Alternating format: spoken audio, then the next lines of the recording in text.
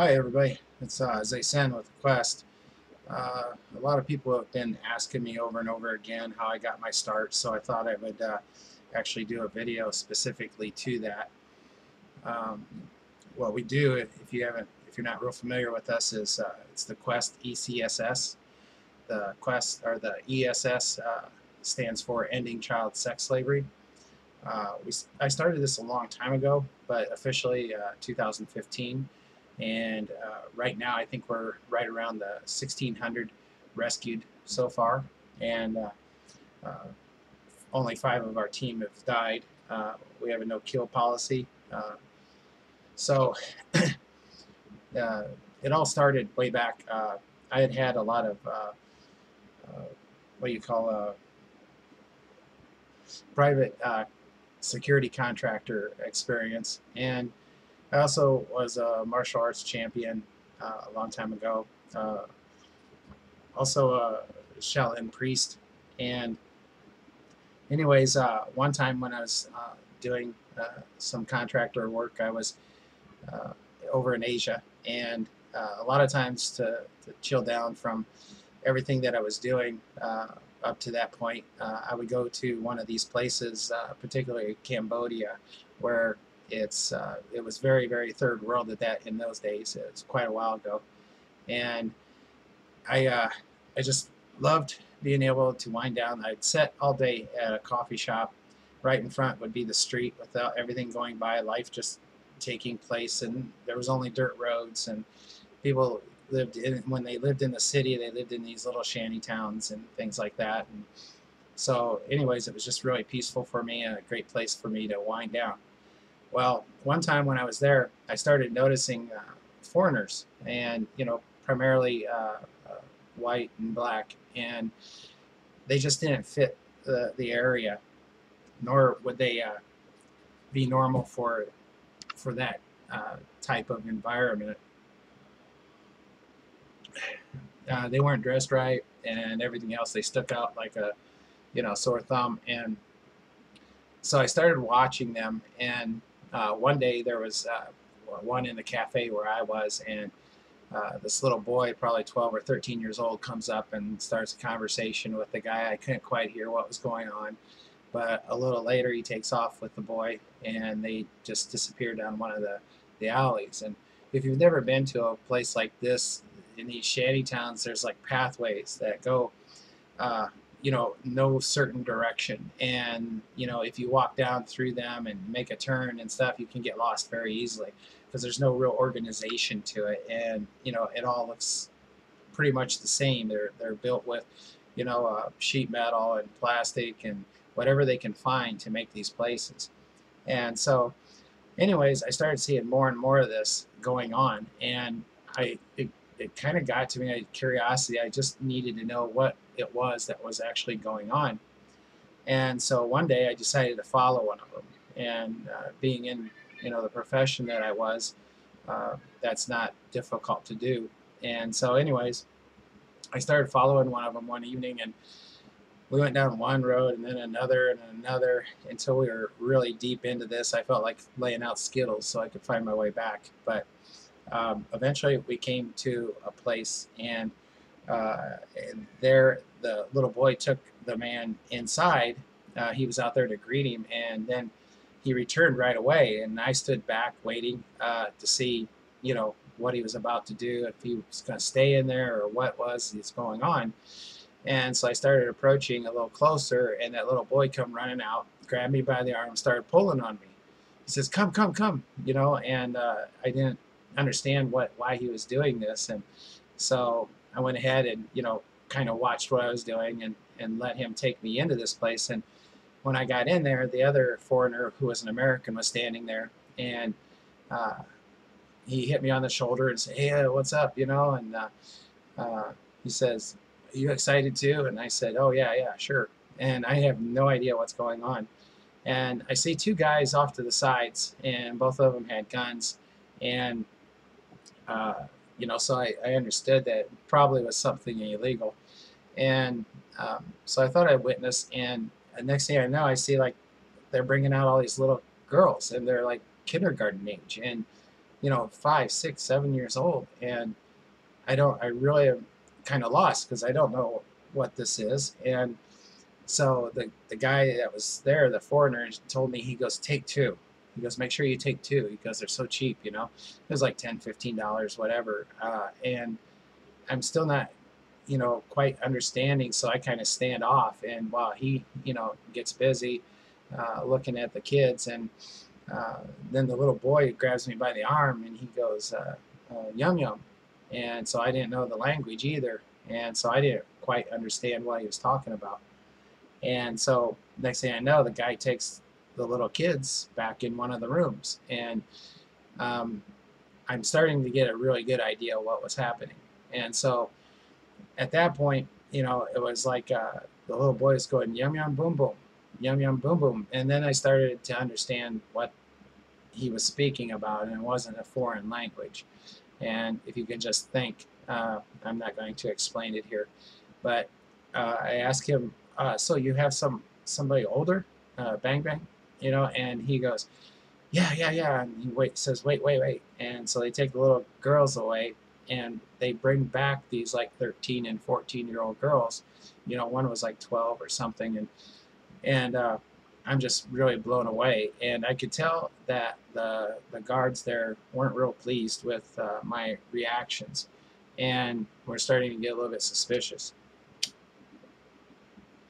So what I did was I knew I had to find some way to get out of there. So as the little girls are standing there, and they're like smiling at me, and I'm really, really upset in the stomach. I don't understand. I do understand what's taking place, but I don't get it, and I can't believe what I'm witnessing. And I've seen a lot, and and I knew that I was in danger if I said no, and so I had to think of a way out. And there was a lot of chicken bones laying on the floor and stuff. It was a very filthy place, and it was very hot in there, and I saw cockroaches. So I just jumped and started, yelling about the cockroaches and stuff, and ran outside. And the guards were laughing, so I knew I was okay. And the little boy comes running out after me. He goes, it's okay," and all this. And I told him, I just got to get out of here now. I got to go away. I'll come back during the day. And the little boy wanted me to stay and everything, but I was very insistent and walked away, and they let me. So I went back to the cafe, and I walked right through the cafe, right into my room, and I couldn't digest what it was that I just witnessed, and I knew exactly what it was, and I I was lost, right? And drank a few beers and passed out. And when I woke up rather late. Or normally I was up pretty early, right down in the cafe, and I go downstairs. And I go into the cafe, and my waiter, he's always there, young guy, really nice, and he was asking me what was wrong. He could tell something was off, and because I paid him very well, so that I could keep that one table there all day. And um, so I said, yeah, I'm off today. I just saw something I didn't really like, and all this. And so he says, okay, and he walks away. And then a little bit later, I noticed across the street, while I'm trying to digest everything that I witnessed and wondering what it was that I could do, if I could do anything, I saw a priest, a Catholic priest, standing across the street, and he had like two goons with him. And I really knew what he was targeting. I don't know, I'm not psychic or anything, but I could tell he was identifying me as one of the Johns. And so he comes walking across the street, and so I kind of positioned myself in the chair side, because I knew he was coming right for me. And sure enough, he did. And I said something, and it caught him off guard and everything, and asked him to sit. And we started talking, and he understood that that wasn't me. I wasn't one of them. And so I started talking to him a little bit farther, and this guy was just like so open, which is kind of crazy to me, because I mean, you don't want somebody to know some of the detailed things that he was telling me, like how they were going to do a raid, and get some of the girls back and do all this and that. And I had told him what I was there, why I was there, and what I do. And I asked him to tell me and describe how he was going to do this rescue.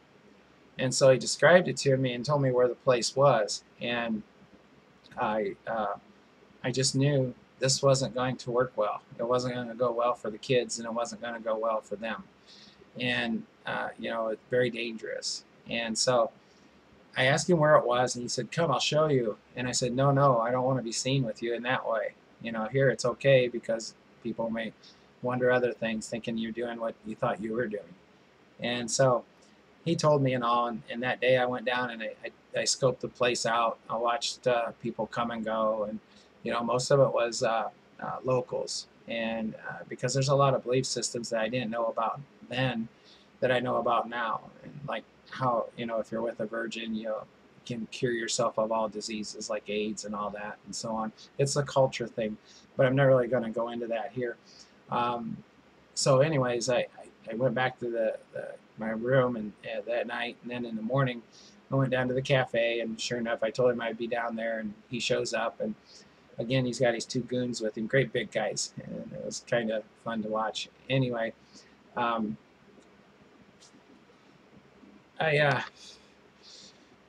told him, okay, I got a plan, and I said I can get all of the girls out, and we'll get them away from here. And I told him what I would need is I would need a house to take them to, or something a good distance from the city, and to tell me where that would be, and I could plan that too.